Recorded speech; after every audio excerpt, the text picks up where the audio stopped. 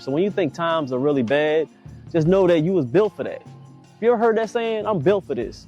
That's what he means when he says that, hey, if something comes at you, I've already built that inside you. I built that faith. I built that strength inside you. You can build that. Just get closer to me and we can get over this hump. That's what he means to that. And the last part, what really stood out to me in this verse is, but when you are tempted, he will also provide a way out so you can stand up under. And the way out is to come to him.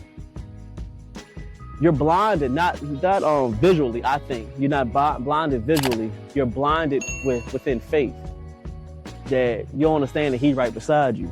And if you don't understand that he ain't right beside you, you need to get deeper into that word. There's many of times where I thought that I couldn't get over certain things. A lot of times. Woo! I'd be a fool not to admit it. But that's part of being a man. It's actually acknowledging that you're going through things, acknowledging that some things are hard, and acknowledging that you need help to get up out of it. Whether it's your family, your friends, or God. You first go to God. And then God will point you to maybe certain individuals that can be able to help you. Or sometimes you say, just come to me and I got it.